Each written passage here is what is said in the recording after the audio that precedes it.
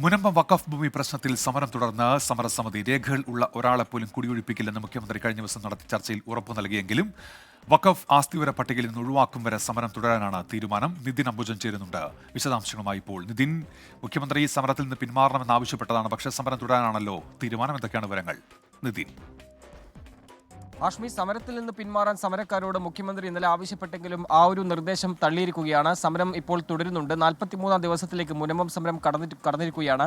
എന്തായാലും ജുഡീഷ്യൽ കമ്മീഷനെ എന്തുകൊണ്ട് വെക്കുന്നു എന്ന കാര്യങ്ങളൊക്കെ തന്നെ ഇന്നലത്തെ ചർച്ചയിൽ സമരസമിതിയെ മുഖ്യമന്ത്രി ബോധ്യപ്പെടുത്തി. അതിനെ തുടർന്ന് സമരസമിതി കഴിഞ്ഞ ദിവസങ്ങളോടെ ശക്തമായ പ്രതിഷേധത്തിന് അല്പം പിന്നോട്ട് പോയി. പക്ഷേ അപ്പോഴും വഖഫ് ആസ്തിവര പട്ടികയിൽ നിന്ന് തങ്ങളുടെ ഭൂമി ഒഴിവാക്കും വരെയുള്ള സമരം തുടരുമെന്ന നിലപാട് ഉറച്ചു നിൽക്കുകയാണ്. അതോടൊപ്പം തന്നെ ഈ പ്രദേശവാസികളുടെ നിയമ നടപടിയിൽ അഡ്വക്കേറ്റ് ജനറൽ നേരിട്ട് ഹാജരാകുമെന്ന മുഖ്യമന്ത്രിയുടെ നിർദ്ദേശത്തെയും സമരസമിതി സ്വാഗതം ചെയ്യുന്നുണ്ട്. പക്ഷേ എത്രയും പെട്ടെന്ന് ഈ വഖഫ് ആസ്തിവര പട്ടികയിൽ നിന്ന് തങ്ങളുടെ ഭൂമി ഒഴിവാക്കാനുള്ള നടപടികൾ സ്വീകരിക്കണം. ആ ഒരു ആവശ്യത്തിന് പിന്നോട്ടില്ല. അതോടൊപ്പം തന്നെ റവന്യൂ അവകാശങ്ങൾ പുനഃസ്ഥാപിക്കും വരെയുള്ള സമരം തന്നെയാണ് തുടരാൻ തീരുമാനിച്ചിരിക്കുന്നത്.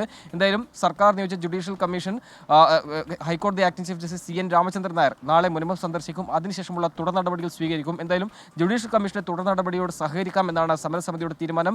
ഇന്ന് കൂടുതൽ കോട്ടപ്പുറം രൂപതയിലെ വൈദികന്മാർ ഇന്ന് കേന്ദ്രം സന്ദർശിക്കും. എന്തായാലും സമരം ശക്തമായി തന്നെ മുന്നോട്ട് കൊണ്ടുപോകാനാണ് ഇപ്പോൾ മുനമ്പം പ്രദേശവാസികളുടെ തീരുമാനം.